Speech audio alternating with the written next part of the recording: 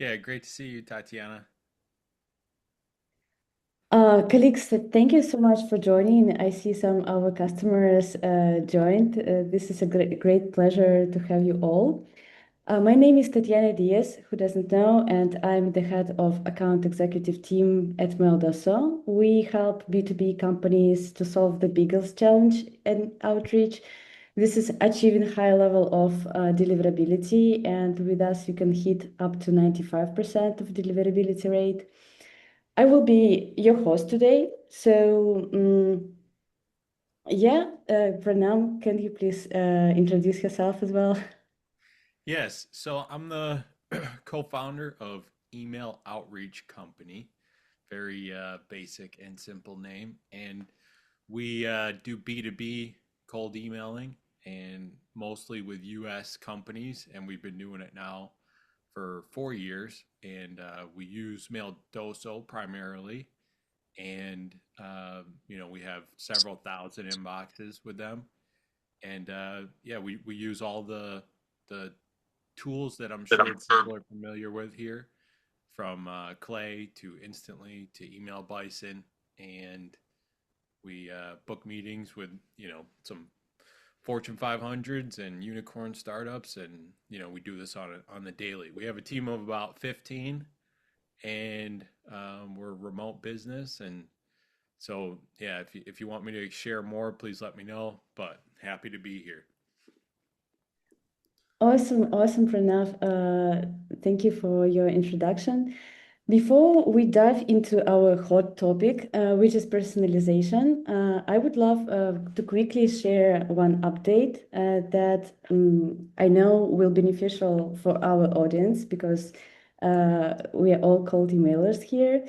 Because it will help you guys to significantly save your entire setup. So recently, 5 days ago, Maldoso released Google Workspace mailboxes. So in fact, working with Maildoso, you now have opportunity to not only diversify your whole setup with the best IMAP SMTP provider and Google Workspace, but at the same time get the benefit of purchasing these mailboxes on the better pricing. And I know that Pranam has already purchased some licenses to test in uh, their company.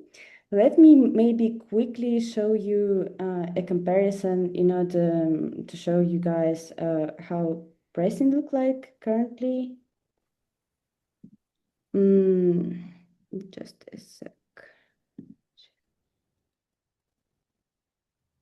Uh-huh. Pranam, is it possible for you to stop sharing? Uh, am I Ah, sharing? okay. No, I think that that's fine. I currently can do this. Sorry for that. No problem. So, is it visible? Right now it's loading. There we go. Yeah. So, here is the current pricing that we offer for our mailboxes, and the best packages are for both Google and SMTP providers. As you see, our pricing currently starts from 1.9 per mailbox, which is insane, taking into consideration that it's for Google Workspace and for Maildoso, but this is for 200 mailboxes. And the starting point is 2.5 per each of the provider, and it starts from 20 mailboxes. You can as well purchase through Maildoso separately Google Workspace mailboxes, and here pricing starts from 3.25 and goes up to lower with the number of mailboxes you acquire. And let me quickly compare current model with our competitors on the market, which is Zapmail, InboxKit, and Scale Mail. And as you see, with the smallest package of 20 mailboxes, with Maildoso, you will subscribe to only $65, and the prices of competitors is obviously higher. So it's great opportunity to scale. And if we compare pricing to for 200 mailboxes, it's as well visible that for 200 mailboxes, we charge only $380 in comparison with other providers on the market. So this is huge. I'm sure that it could be beneficial for teams, and I will happy to onboard you guys. So thank you so much for taking time to consider this. And let me maybe switch to agenda, which is personalization. Maybe Pranam wants to, before we start, to mention something that can be important as well. Sure. Yeah, I would just encourage anybody on this call to add your company pitch to the chat and just do like up to 60 words if you want. And you can even go to ChatGPT and say, give me a 60-word company pitch. And if you put that in the chat, I will use it for an example to showcase personalization in action throughout the call. Wow, it's just amazing. Yeah, so we can have some fun with it. I've spent some time on it recently, so it's fresh in my mind, and a lot of it's clay related stuff. But you'll be able to see where some of the different tools and personalization are currently being used by our company. Mm-hmm. Cool. Before this event, we have collected some questions about from our customers about personalization. So while we are collecting some messages from attendees, maybe we can start. So really important question from my customers as well is, do you, Pranam, notice that personalization impacts deliverability both through unique text and more positive user interactions? Yes, because each word is unique and original to the next email that's being sent by your inbox. So, for that reason, that's why I believe in the idea of personalization helping your deliverability because and that's if you personalize the whole email. Of course, some of us personalize the first line or things like that, but I do think that ultimately if an inbox or if a spam protection tool is trying to filter out the same message that gets sent to everybody, then if you have a unique email being sent every time to a new recipient, then for me that's all just trying to not get fingerprinted. So I think in that sense it's helpful. I don't have like a real because sometimes you can have a non personalized email that's still, and by non personalized I mean, yeah, of course this first name is still personalized and things like that, but um, if you can have a short and sweet copy that isn't completely personalized, it can still land because your offer is good or because people are replying to it. But generally speaking, personalization helps with the originality of each email being different from the next. Awesome, Pranav. Pranam, sorry for that. I know your teammate We Pranav. see the same. The head of customer success team in Maildoso is Pranav, I know, so I know, I'm just misspelling I know, I know. I gotta it. meet him Sorry for sometime. that. Yeah, honestly, at Maildoso, we see the same. So the more repetitive parts in the text our customers have, the worse results they have. So we sure as well that personalization is a key, especially if it can be somehow automated. And we have some questions regarding this topic as well. Hmm. So, and if is it possible to measure somehow how much the number of positive replies grows due to personalization? Of course, Instantly does a good job, and Email Bison does a good job of at least giving you the positive reply in your analytics and letting you know, okay, 10% of your replies are positive. So yeah, you can track that data wise, and um, I'm thinking, to our best and highest uh, rated positive reply rates, and usually it has to do with also your list uh, alignment. So personalization and list alignment, and by list alignment, I just mean how much does your personalization and copy fit that exact list and your exact offer. So usually that positive reply rate will skyrocket if you can get your personalization and your offer matched really well to your list. Mm-hmm. And when it's come, it's awesome. It's awesome to hear that. And but it comes to personalization. Is it more expensive to use it? And how much approximately the cost of the whole setup can rise due to using personalization and tools that are Yeah, required? great. That I think that's the most important and least discussed aspect of personalization is the cost. So, for context, if you're all familiar with how many people here have ever looked into these handwritten tools that will send a postcard for you, and they'll handwrite it with, a robot. I'm sure people on here that are trying to do business development, yeah, you know that. And for them, just think about, okay, to send to a target audience with a handwritten, letter that's somewhat personalized, that's going to cost you about $3 all in, $3 to $4 per postcard.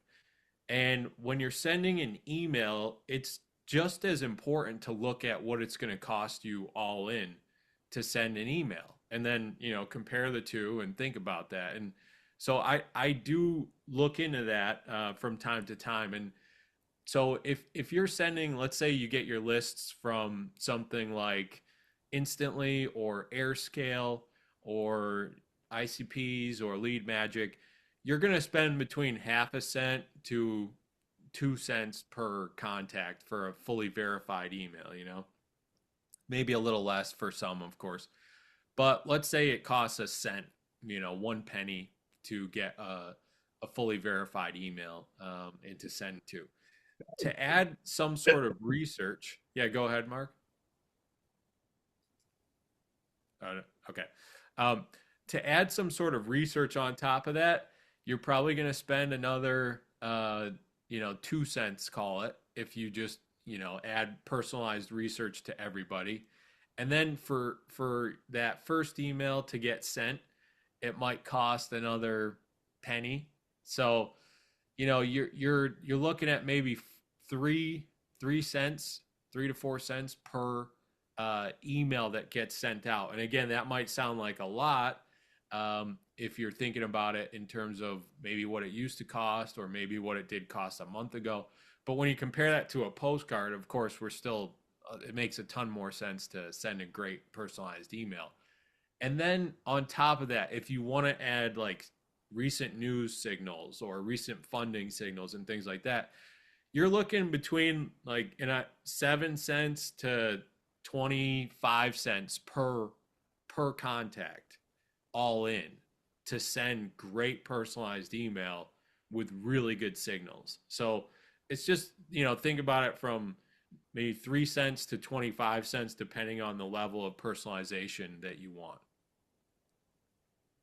Wow, it makes so much sense. Thank you so much for giving us an idea and a high-level understanding about the costs of personalization. Um, we have a question of one of our attendees, and I think that it's important to respond. So Jonathan Borges asks, if hi all, I'm here to understand how outbound strategies are being executed in the US and if you are experiences similar challenges to those we face in Brazil. So have you, Pranam, tested some other geolocations and are you familiar with the LATAM space of cold outreach? We've Any done idea? we've done very little, but we have done some, and we have had a decent reply rate with good personalization. And by decent, 2 to 4% reply rate, and 20% positive reply rate. So if you're looking at benchmarks, that's a pretty good way to hit it in terms of cold email. So I do still think if you're doing it right, if you're in Brazil, I did some in, I think it was Brazil, where we got those similar reply rates. So yeah, if you personalize well, I do think even other countries are actually better opportunities than the U.S. because the U.S. is saturated with cold email, so it makes it harder to stand out. You can still do it, of course, with the right signals, but just think about it. You're probably going to be on the high end of that price range per contact all in that I mentioned. You'd be closer to the 20 to 25 cents per contact with the best signals to stand out in the US.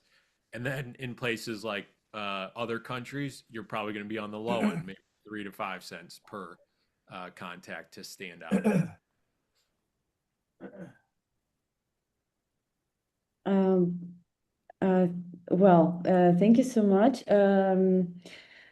It's great. I absolutely agree that US market is saturated, and we see as well from one of attendees saying that a flood of outbound actions lead to high level of rejection, and I Sure. think that it's especially relevant for the US market.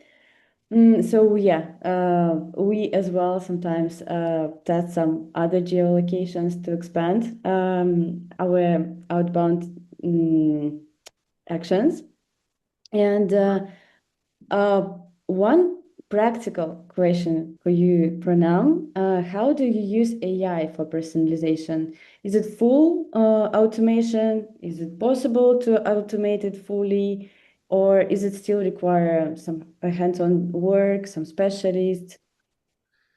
Uh, it's building a clay table, really using clay and building those columns and those prompts in the columns and those enrichment tools as well as API calls into a clay table so that you can get as much data as possible on each prospect and then use that to inform your copywriting. Does everybody want me to show you how Yeah, that gets done? absolutely. Okay. Please. Cool. All right. Well, I'm just gonna randomly pick someone who gave me a good description here of their company, and let's just go with let's see here. Um, okay, so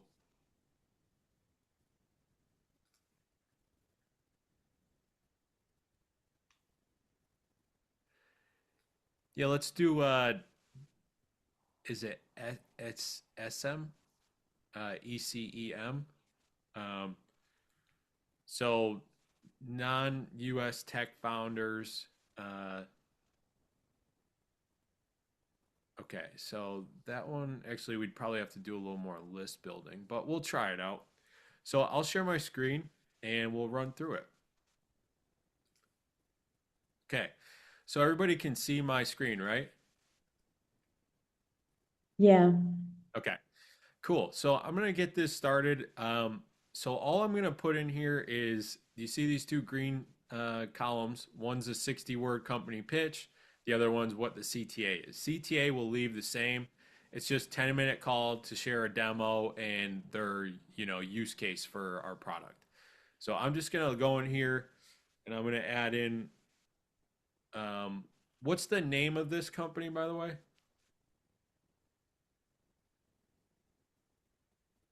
whoever added this? It's Tukel accounting. I just wrote it. Okay, 2K accounting.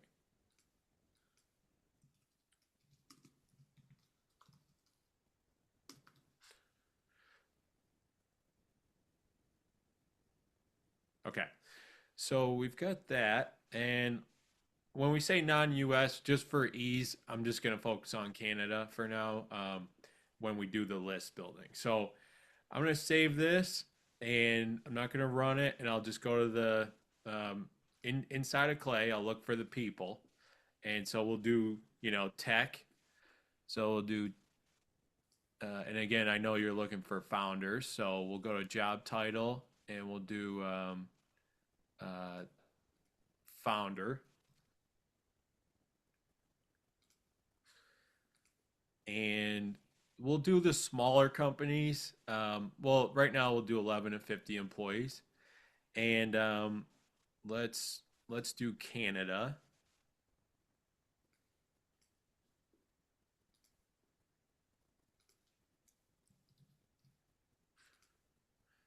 Okay, so I'm just building the list inside of Clay. That's all I'm doing right now, using their find people tool in there. And if anybody has any questions, just feel free to add. Okay, so I'm gonna replace the existing rows in this demo Clay table, and we'll see this thing go to work. So I'll walk you through the personalization as it happens. So we just added in these people, and you can see there's 50 that we added in. We added the pitch, and now it's looking up the LinkedIn company URL for each of these people. And so when it does that, what happens is this is also normalizing company names and whatnot, and normalizing first names, last names. It added the job titles just based on find people because it's already mapped into here. And now it's looking up the emails using a tool called AirScale. And so AirScale is just pulling in an API to look up these emails. Nice thing about AirScale is it pulls in from the favorite like stack of email finding tools. Like it has ICPs, it has Lead Magic, and it checks all those automatically for us. So it only pulls the valid ones. And from here, it shows us whether it's who the provider is. So we got Google. Any that are not Outlook, because Outlook requires a different inbox setup. And also, JD, you said if you have the list, can you import? Yes, I do have a template where it works for like importing a list, whether it's importing a verified list or an unverified list. By verified, I mean verified email, or unverified, that's invalid emails. So I'm gonna do this here, and what we're running right now is any that are non Outlook, but also we put in a lead score prompt here. And what we said was it has to fit the pitch. Okay. And so right now it's saying like, okay, none of these ones are really fitting that well, because it out of a score of 1 to 4, which is what we have it's right now we're saying that all of them are 2 or below. So what I would do here is I'm just going to go back to the find people, and I'll just expand this a little bit. So let's add like, 200 people, and eventually, normally I think it's the the way that we wrote this pitch, but we would spend a little more time on it if we wanted to. But now I'm adding in where there's, now there's going to be 145 people that it's running all of this for. Again, looking up the LinkedIn's for them all. And this is a good opportunity for you to just see like how the whole thing works. So you can see it's finding the LinkedIn's, and then it's running all this, finding their emails, figuring out their email host. And you'll see here that it's now going to be scoring, of course. And let's find any that are a 3 or above that it can score. And if not, we'll just have it be a little less strict on the scoring. And so this is also running with the AirScale provider.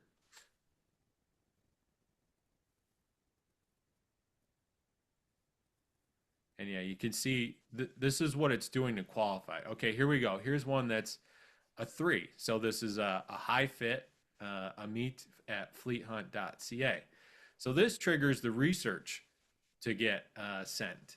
And then it's going to look for a company headcount. It's going to now look for recent funding. It's also figured out the person's job start date.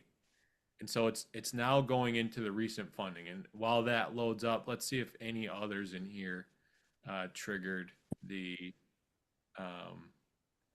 Okay, so this is still lead scoring. And you can see it's still working here. So again, all this is just automatically doing the work I want to figure out whether they're actually going to fit what I want. Okay, Pranam, while it's downloading, we have one question from a couple of customers, sure. and it's the same. Why do you want to know email provider of your lead?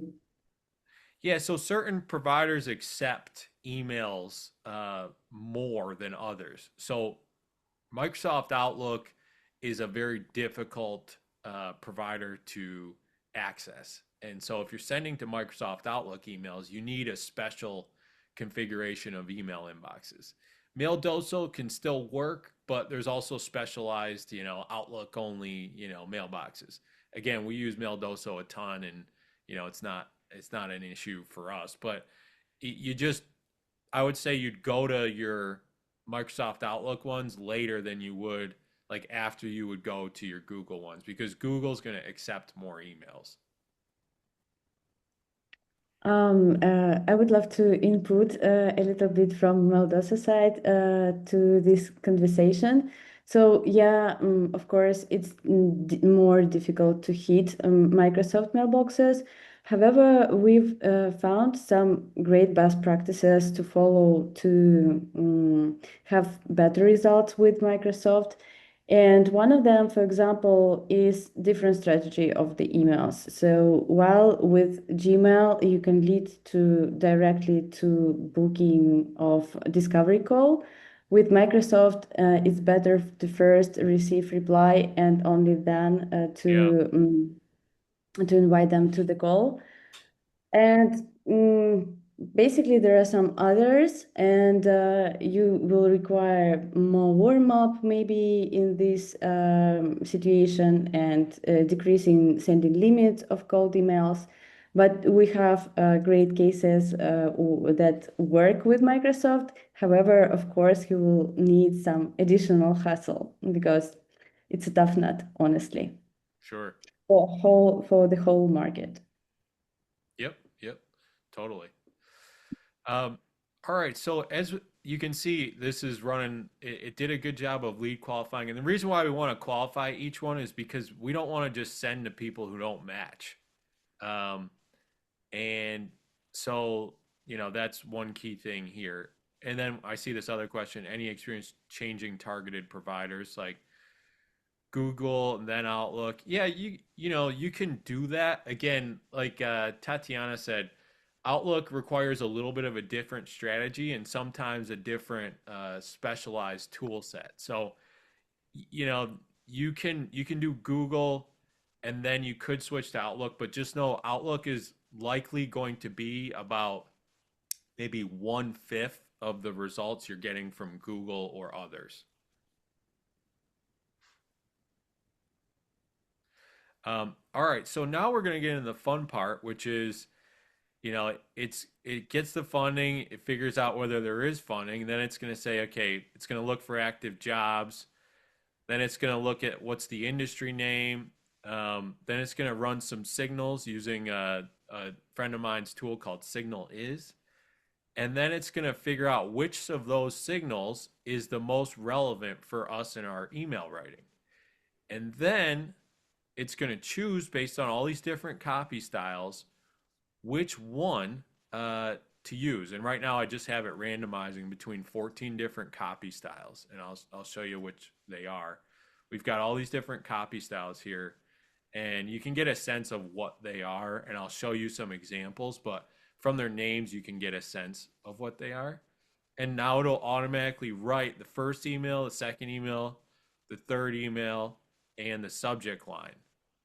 And then we can send it right over into our sequencer. In our case, we use instantly. So in this case, you can see that it's writing based on what the industry is. And you can see here it wrote an email that focused on how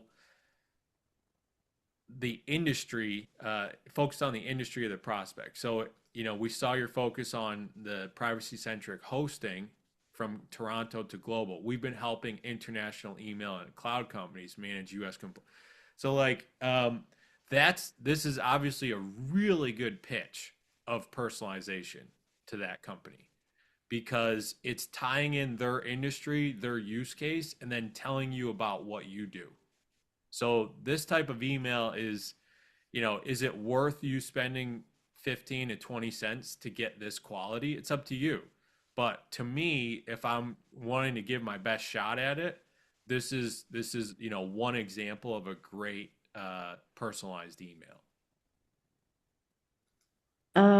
Awesome. Pranam, we have one question as well regarding the copy.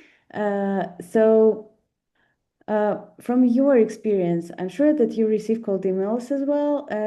How can you estimate currently the cold emails that you're receiving? How much of them have this personalization, and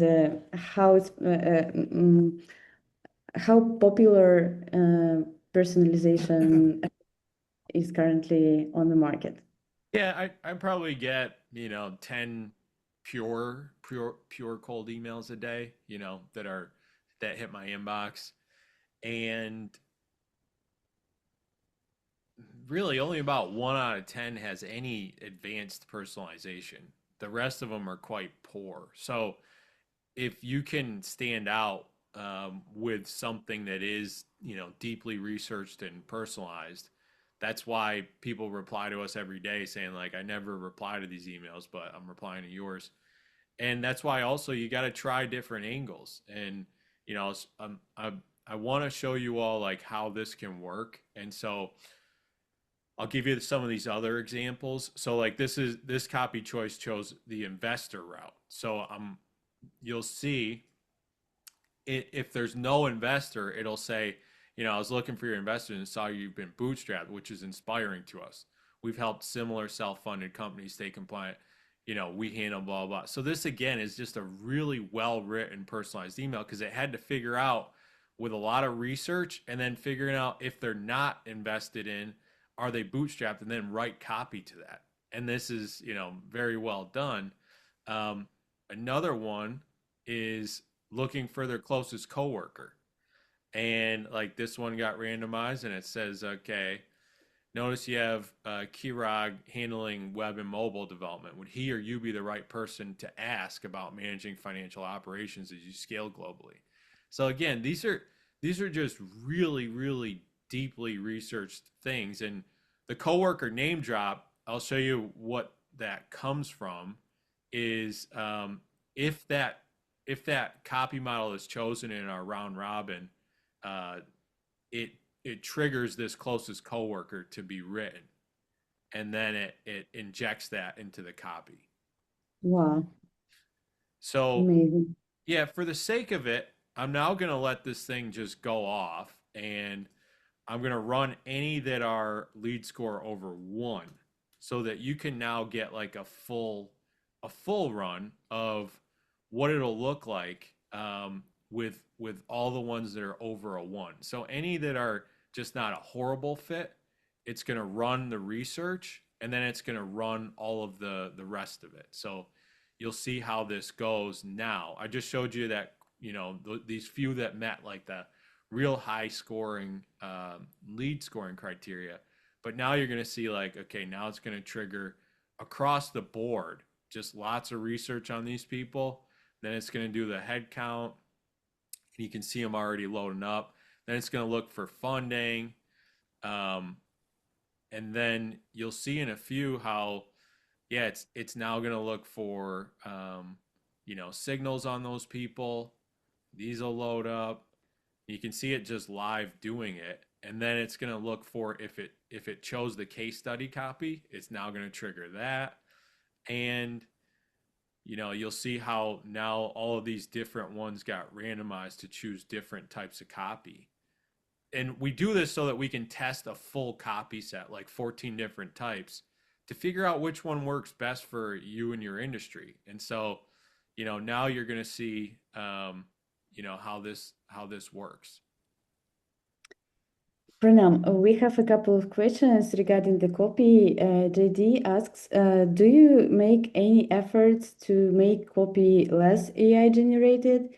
And another attendee, Jonathan Borgers, asks that these tags can look AI generated because of the dashes, and no one currently of humans don't use it. And does it somehow influence its reply rate and may it seem like weird? What do you think about it?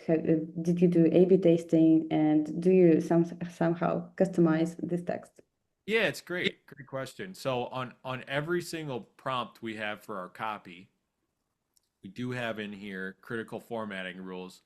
No M dashes ever. So do not use the single long dash character anywhere. If you need a dash, use exactly 2 hyphens in a row. Word and then double dash word.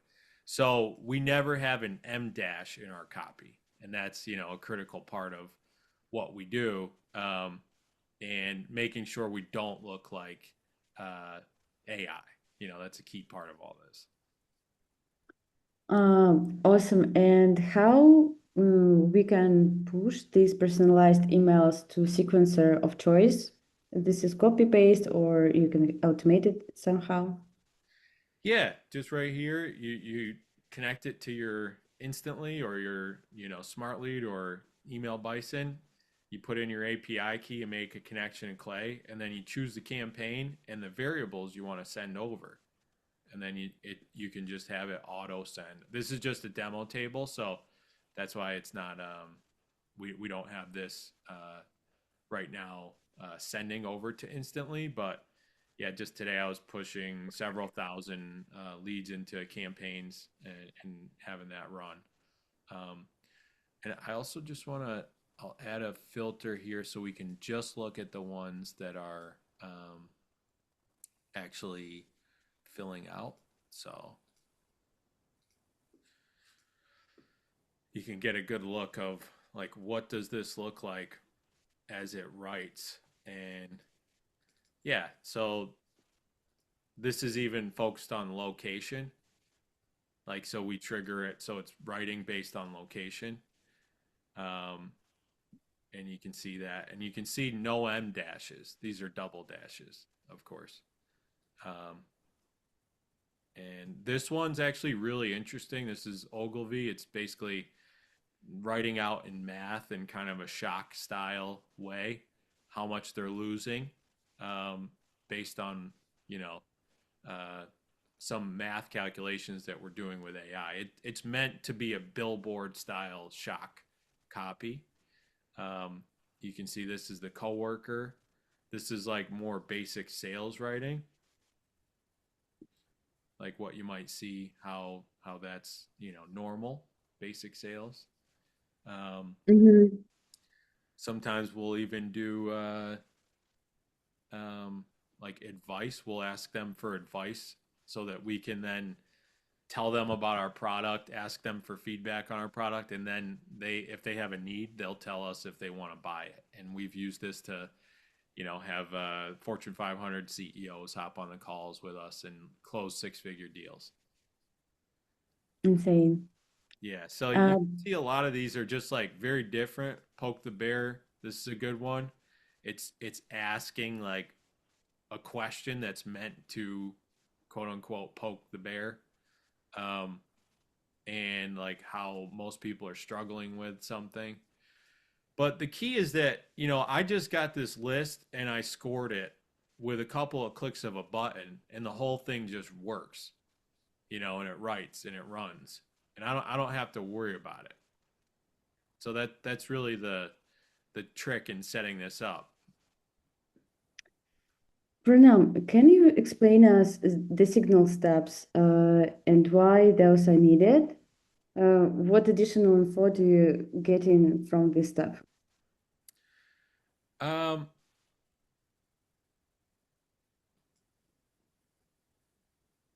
all of these signals are like just unique data points on each person, and each signal is its own little agent inside of Clay that's searching the web based on the prompt you give it. And so you can see here, this is one example. You're an expert AI company researcher. Your task is to determine whether a company has raised venture or PE funding in the last 6 months, and then we give it instructions and all this. Now, we do use Clay's built-in generate prompt for most of our prompts, and then otherwise we'll use Claude to write our prompts. And yeah, this is how you write a prompt as a column, and then just imagine that's what we do for every single column, basically. That's not just pulling in an API call. Jesse asks us, where is the best way to learn Clay in depth like this? Clay has Clay University, which is like their video boot camp, I think, basically. And then there's other like training tools or training companies like Clay Boot Camp. A lot of times it's matter of spending the time on it. I do also have people that advise me on building these Clay things, but honestly, the most that I learn is from just getting in Clay and trying it out. But I will say, this is 92 columns. That's a lot to piece together, and each one has kind of conditional rules for it to work, and it does require knowing the basics of how to prompt inside of Clay to get things to do what you want, and then just testing, testing.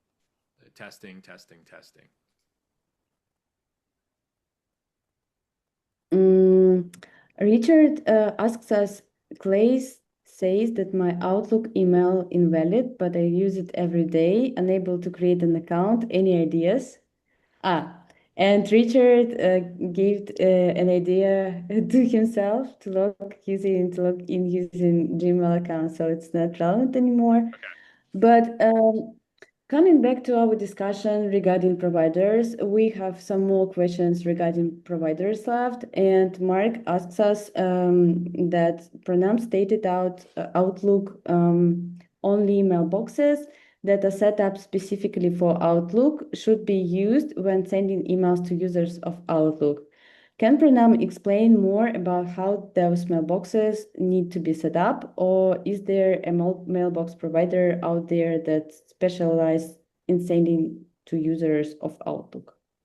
We've tried many, to be honest. Like, I would just say, like, one of the things that can work, and it usually it after a month or two after it working, it bombs. For at least what we've seen, you can buy aged domains, and there's a lot of providers out there, and you can buy an aged domain that's like 10 years old, and then they'll attach like 100 inboxes on there for you, or 99. And if it's an Outlook setup, that can work. Um, the other thing is if you have um, like some other providers, there's like Scaled Mail, I think they do Outlook. Um, Inbox Logi, I think, does some Outlook. But I will say that we haven't seen a huge bump from matching email service providers. I know some others in the space will get a little bit of a bump, but we just haven't seen enough to keep investing in that. Awesome. And one more question from JC regarding how to study best practices, how to study Clay. But where does one learn all this and put it into practice? How you can practice all the knowledges from Clay University, Clay Well, studies? just like the critical things to learn in Clay are knowing how to write a clay gent. So a clay gent is nothing but if I wanted to add one here, I would just go to this and I would say use AI. And this thing will now, I can say like, help me find the favorite color or the color of this company's branding below. And then I'll say, okay, company name. And I'm showing you how like I would do it. Um, and, I'm using company website. I'm showing you just so that you can get a sense of like, okay, I've spent a decent amount of time in Clay where I'm I'm uh I'm at least somewhat versed in how the workflow should go. So I would say, okay, let's do that. I would hit generate. Now it's going to build me a prompt that's going to do that. And so ClayGent is just, ClayGent is Clay's version of their agent. It's nothing more than a web searching tool that goes out there and searches based on your prompt. So now it's writing me a prompt, and uh, yeah, you can see like a lot of different things. It's like how to identify brand colors, like hex codes, blah blah blah. Um, and it's giving me all this stuff, and it wrote the whole thing out. Then I get what I'm gonna get back from it, and then I now just have to choose which model I want it to search the internet with. You can use one of Clay's built-in models, or you can use one of GPT's models or Claude's models. And we have our GPT API key in here, so we pay instead of Clay credits, we pay in API costs directly from GPT. So the more expensive, usually the smarter. So let's say I wanted to use GPT-5 reasoning, and I wanted to now just, save and run 10 rows. Like it's now going to work on uh, getting me the info that I want. And you'll see it just start to sculpt for like, 10 rows here. And it's going out there and searching the internet for, um, the colors of a brand. And then I can take that info and turn it into other things. Like you see here for the research, it gives me all sorts of data, how long it took, how much it cost, what's the reasoning behind it, and the steps that it took. It searched, blah, blah, blah. So this is what a ClayGent is. So I would encourage you to just learn that. And you can even write emails with your ClayGent. Um, and then just learning how to call in other tools and APIs but really getting started with ClayGent is the most important first step to figure out inside of Clay. Uh, awesome. One question about A/B testing from Sieran. I hope I've pronounced your name correctly. How do you test your copies? Do you run 14 copy choices on 10% of list, and then reduce to 2 campaigns, or what approach you can offer based on your experience? Yeah. Hey, good to see you. Kieran, I believe, is it? And he's a great Yeah, guy. hey, Worked with Pranam. him before. Yeah. I see it. Yeah, thanks for this is great advice. We've hired Pranam before, so here Yeah. for extra info. Thanks. Love it. Yeah. And yeah, the way we do this is just like if we can throw this at a data set of at least 1,000, so that each one's going to get a decent sample, and then just see how many, and by 1,000 I mean 1,000 written email copies to contacts. How many replies you're going to get from each copy style, and then whichever one's working, you do that for the rest of your campaigns going forward. So it's the basic A/B test rule, like you said. Like you take a portion of the list, see which one's working, and then double down. Okay. Yeah, so you can only do the like two variants, is that right? So each of these is a dedicated campaign with No, a well, thousand. Oh, in this case, like the way that we set this up is that it's varying inside of our clay table. So actually every email is varied based on what this variation is. And so, all of these are a different kind of email. So that inside of instantly, we do add in what is the copy choice. So then we can look at the campaign and see which copy choice variable performed the best. Can you tie open? You can report open rates by that tag copy choice. I just don't know on the reporting side within your deliverability. How do you drill down on that slice without it being its own campaign? Yeah, it's just another row or another column, as you're suggesting, where let's say we get 50 replies, and next to those replies, it has which copy choice it was. And so, for us, of course, in cold email, it's a little different than, say, like other email marketing where you're tracking the open rates. So we're always going by reply rates. So we'll just go off of which one gave us the most amount of replies and which one gave us the most amount of positives. Okay, gotcha. Thank you. Of course. Amazing, Pranam. Thank you so much. And is it possible to personalize not only intro, the first part of the text, but apart from it, offer itself, offering to Yeah, potentially you'll notice different that services? every one of these is like you see this, we help non-US tech founders. Like I'll go to the next one. Every word in this email is completely Everything. yeah, Wow. to the next. And how much deep personalization reduce the size of target audience? We've seen when you ran the procedure previously using 3 positive signals that the lead list reduced significantly. But what is average percentage of potential leads you could lose because of personalization, or you just sometimes make your settings a little bit less tight?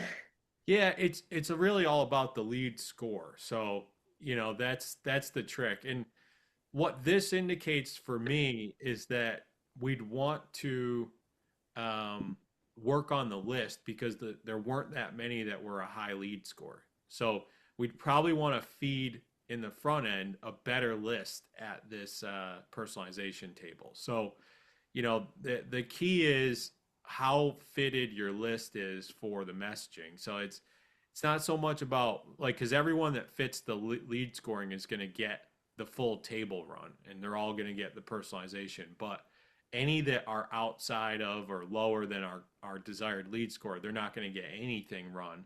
And so, the trick is just matching a list with your pitch the best that you can. So you have a high lead score. Now, let's say you have a generic list of like 10,000 that you're not sure if maybe 100 of them are actually qualified. You might just want to focus on the ones that are, a 4. And so you might actually just want to run a full qualification with the idea that you only want to reach out to those cherry picked, top qualified prospects and run the copy towards them because you don't even want to try for the others. It's interesting. So out of 10,000 leads, you say that it will be only 100 of potential leads, or maybe even less? Well, that's out of it depends on how well you match your list to your pitch will determine what your lead scoring is. And I built this custom lead score, so it's up to how you build your own qualifications.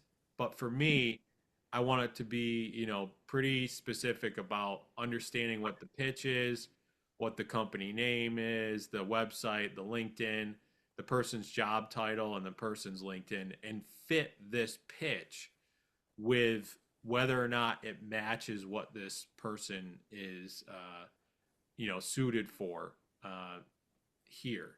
And so it's not that every list will be this lowly qualified. Like for example, I was doing an HR list today for an HR product, and almost every one was a 3 or a 4 because the list was matched well with the pitch.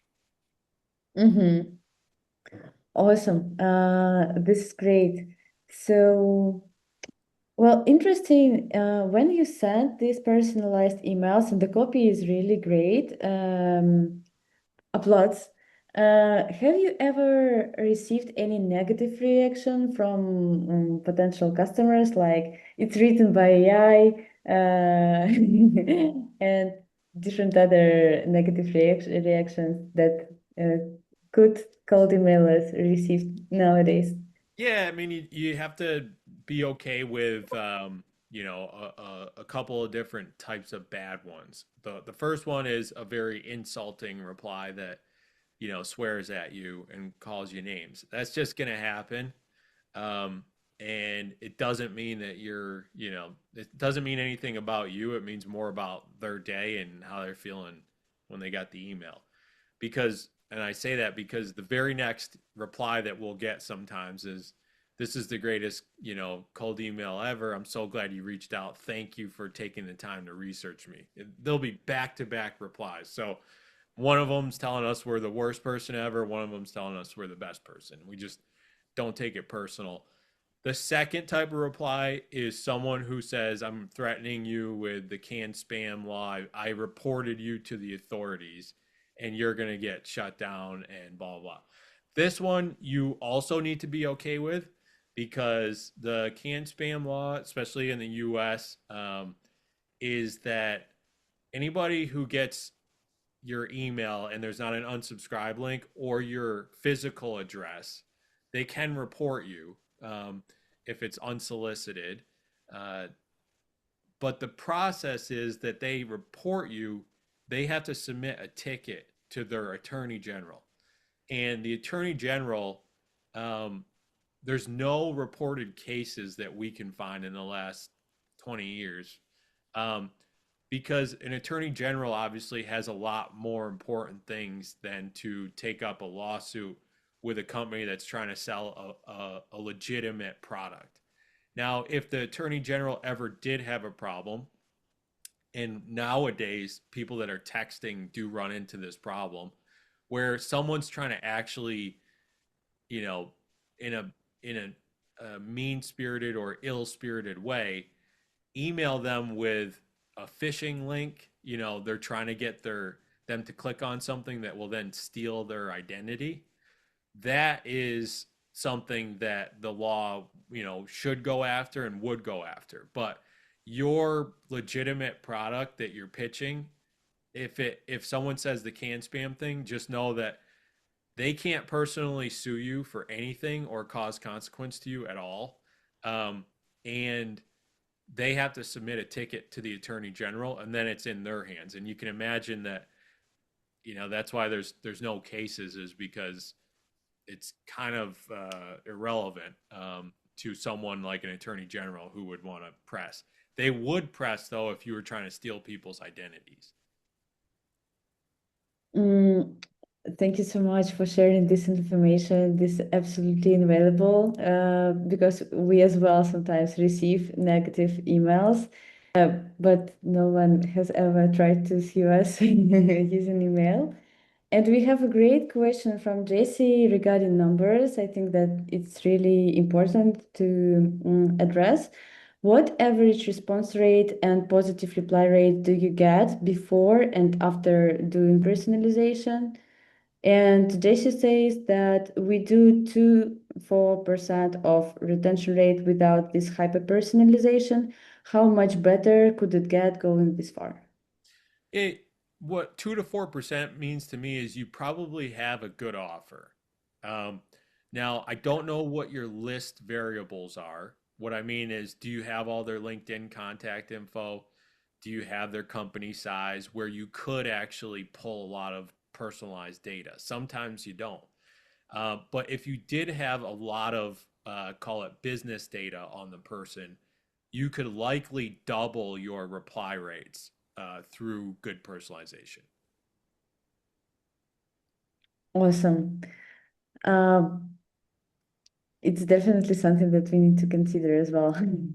Yeah, yeah. And I've been yeah, I've been someone who uh, has spent,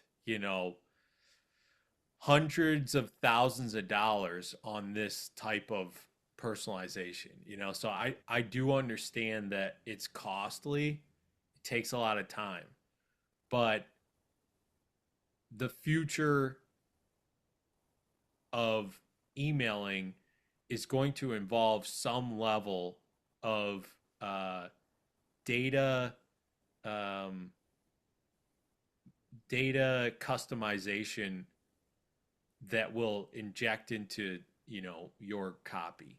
It's just going to be a part of whatever we do in the future. And so if anything on this call, I hope that you saw what, you know, someone who's struggling in their email world every day in the trenches. And again, we have a lot of great copy, a lot of great clients, a lot of happy people. Um, that work with us, but it is an everyday learning experience, and we do spend a lot of money on this. So just know that, like, if you feel like it's challenging, it's hard to learn, takes a lot of time, and it costs a lot of money, I hear you. It's just the cost of doing business, though. And on the other side of it is compare it to a postcard, you know, compare it to other forms of channel marketing that are not going to get you direct response. Or even if you make a Google ad, you see a bunch of these impressions that you might get, but you don't actually ever, you know, maybe make conversions, or maybe people don't keep your ad as much as they might keep an email and say, like, this doesn't work for me right now, but check back with me in a month, or I'll check back with you. Like, the direct one-to-one aspect of email is better than any other channel there is. And so if you have to spend the time and you have to spend the money, that is just part of this process. And I do hope that today gives you some sense of, like, uh, we're all in the same game together trying to figure it out. And you do have to put some effort and some money into it. Mm. It totally makes sense. Absolutely agree with you. And I think that cold email is the best channel for A/B testing of different hypotheses, one of the cheapest user acquisition channel on the market. Of course, taking into consideration the cost of using Clay and different personalization tools, it makes a bit harder, like, or significantly harder. But considering that there are a lot of cold emailers on the market, there is something that B2B companies should do to make their email stand out, of course. And we have one more question from Lizelle. I do also want to say, Tatiana, that Yes. half of our business at Email Outreach Company comes from our own cold emails. So, you know, at this point, we're probably, you know, we've generated at least a few $1 million of revenue just from our cold emails. So, like, yeah, we've spent hundreds of thousands of dollars, but we've gotten a few $1 million on the top line. Amazing. This is insane. Yeah, and that's the reality. And like you said, that's what it takes, you know, that is part of it in order to get that cheap cost of acquisition relative to other marketing channels and effective acquisition. Absolutely. We as well have a question from Liesel. We are having issues landing to Google inbox since our Google mailboxes got suspended last October. I think that we can both respond. We use third-party email provider, and now we moved to SMTP, and it seemed getting worse because it seems we were blocked in Google. Maybe any ideas that we can both give to Liesel? I'll say it, Tatiana. Just really, and I say this to a lot of people. Just like, Maildoso is the cheapest and the best for getting you that alternate domain structure that you need, so that you're not just stuck with suspended or banned inboxes. And buy 100, buy 200, buy more than you need. Now, especially that you have Google Workspace stuff, you can buy SMTP and you can buy Google. Like, Maildoso is going to be the cheapest. They're also going to be the most direct service too. So you're going to get good service. And they're, even if their website and their tool might not like have all these like amazing, like, oh wow, there's a $10 million commercial style ad here that shows us with James Bond and how great Maildoso is. Like, that's not going to be what Maildoso is. But as far as effective, cost efficient, and really reliable, and also good service, I'm not telling you this because they pay me to do it. This is completely free, but this is what I tell anybody who's struggling with the same problem you said. Oh, thank you so much, Pranam. It's great to hear. I always happy to hear such pleasant words from our customers. Yeah, we are not a fancy guys with a fancy website, Right. but at the same time, we really focused on deliverability and trying to release new nice features that will enhance deliverability. This is mainly what we focus on. And with Google Workspace, of course, you can diversify your infrastructure with one subscription. And yeah, I will be happy to onboard you. Yeah. And Really, it's easier than you think too. They've made it so that you can just export a CSV and then pop it right into your sequencer, and it's not hard.